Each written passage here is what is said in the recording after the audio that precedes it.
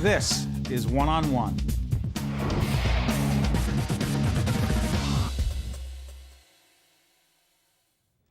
Don Garber is the commissioner of Major League Soccer, CEO of Soccer United Marketing. I'll tell you, 16 years in the NFL, now with MLS, Major League Soccer. It is a phenomenon. It's happening. Good to see you. It's good to be here, Steve. You know the coolest thing about being a commissioner? Check this out, guys.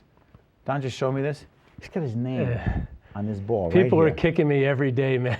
Whether it's my name or it's in the head, they're kicking me every day. You know, I'm Well, watching. it's great. I got to tell you something. I tell you, we have a 7 and 9-year-old, our boys, and we were at a Red Bulls game in Harrison a while back with our friends from Health First, New Jersey. Terry Bird brought us there.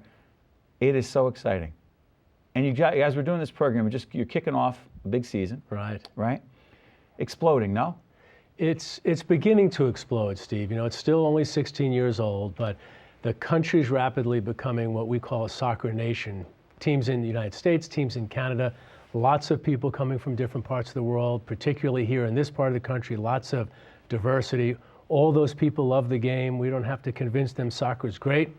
New stadiums, lots of expansion, new television deals. So finally, soccer, pro soccer in America is really beginning to take off.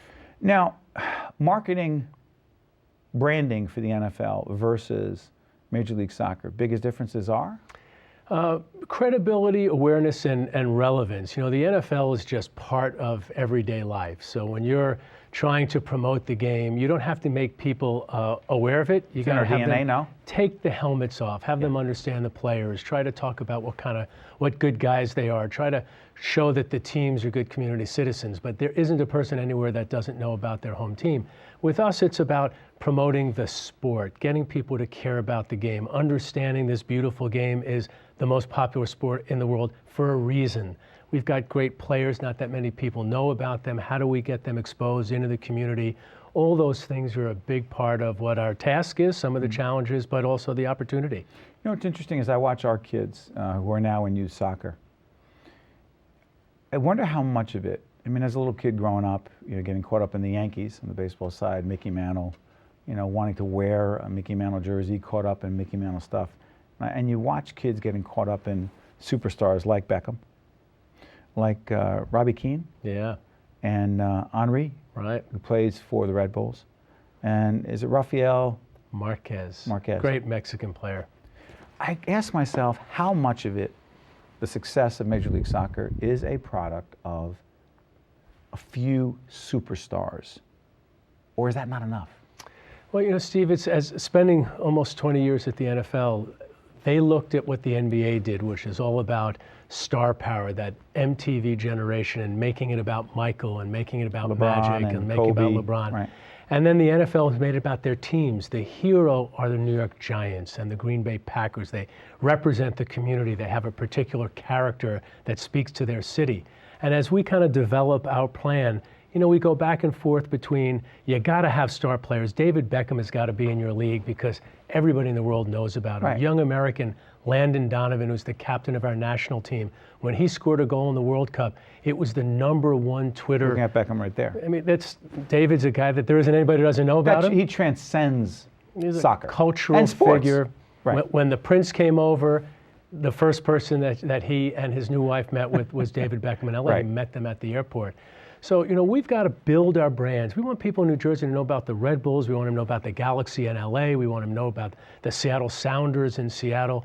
But you've got to have the combination of team brand and team branding, but you also have to build some stars. Unless you can do both, an emerging league will have some challenges. In Seattle, we've got 40,000 fans a game coming in, packing that stadium. When you walk through the town, every single person in that town is wearing their jersey and everybody knows about it. We've got to take that, get it in New York and New Jersey, get it in Chicago, get it in Dallas, get it in Houston, and rapidly that's beginning to happen more and more. That's part of the story that we're trying to tell. How much of it is the TV piece of this? I mean, and help me if I'm wrong on this. As I'm watching the promos, and I believe NBC was a big piece there, there's a connection. How much of it is cutting the right TV deal? Well, doing what I do, if you can't get TV right, you know, you got to just wrap it up and go home. The DNA of pro sports is national television and local television. Red Bull's on MSG. That's our right. national games on ESPN Univision, which is important. Big. And also on ESPN. And you got to get the right promotion, the right schedule, and you got to get the right revenues. In our league, attendance drives most of our revenue. Television is a smaller piece. That's upside down from the other major leagues. The NFL's primary revenue is coming from television. So every day you open up the doors, you know you got a big check coming in from all their broadcast partners, and then you're filling in around that. In soccer, because it's so new, we've got to sell tickets. That guy who's running the Red Bulls, he's out there getting groups like your kids to go to games. That's right. He's selling boxes, getting corporations to go to games, trying to promote to get the broad soccer public, but also the broad sports public to go. And that's just a lot harder. That's selling every day. And the other thing I noticed is the Red Bulls, and because we're seen in all the states in this area, but we're centered in New York and New Jersey, the Red Bulls are big on the youth soccer piece. How important is it? We're actually looking at a terrific shot of, that's the Red Bull Stadium. Yeah. How important is it, Don, to develop youth soccer, develop interest in soccer, not just teams, but of the game itself with 5-year-olds? Yeah, it's interesting. See, the league's launched a bunch of NFL guys, Robert Kraft, Patriots, Lamar Right. Hunt. They launched the league because they think there's a zillion kids playing. And the original strategy was go out and get youth soccer to be the primary group of folks who come to games. Today it's 18 to 25 to 30-year-olds. When you went to Red Bull Arena, that Yes. end zone with all those crazy people Yes. waving flags, and those are the young hipsters living in Brooklyn, living in Harrison because good they've time. got a commute that's an easy one to New York City. Mass And transit. And a mass transit commute. So it's emerging from what was a group market of young kids, and now it's people who grew up with the game.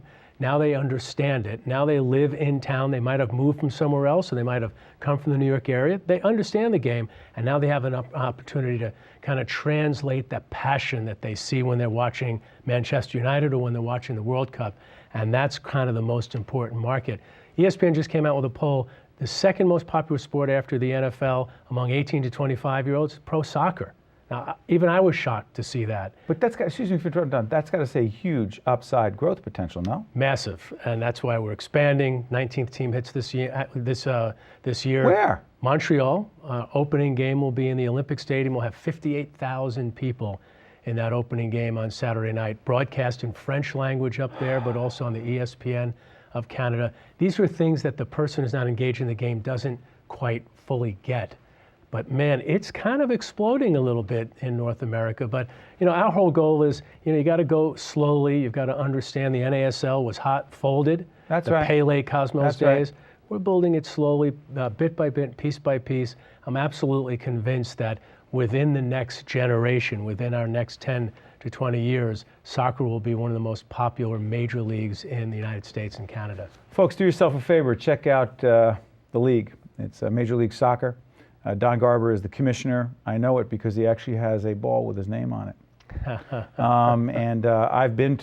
I've taken our son Chris, who is 7 as we speak, to a Red Bulls game, and his brother wants to know why he didn't go, so we'll be going soon. And it is exciting, it's terrific, and a lot of sportsmanship as well. And I want to thank you, Don, for joining us. And plus, you're a Jersey guy. Well, I'm a Jersey guy, man. I love We it like here. that. Listen, thank you so much. Thank you very much. We wish you and League nothing but the best. Thanks. Stay with us. One-on-one on PBS. We'll continue right after this. Thank you, Don. Funding for this edition of One-on-One with Steve Adubato has been provided by Barnabas Health, Qualcare Inc., the law firm of Gibbons PC, Verizon Communications, and by TD Bank. Promotional support provided by The Record, North Jersey's trusted source, and NorthJersey.com. Transportation provided by Airbrook Limousine, serving the metropolitan New York, New Jersey area. One-on-One with Steve Adubato has been produced in partnership with St. Joseph's Healthcare System.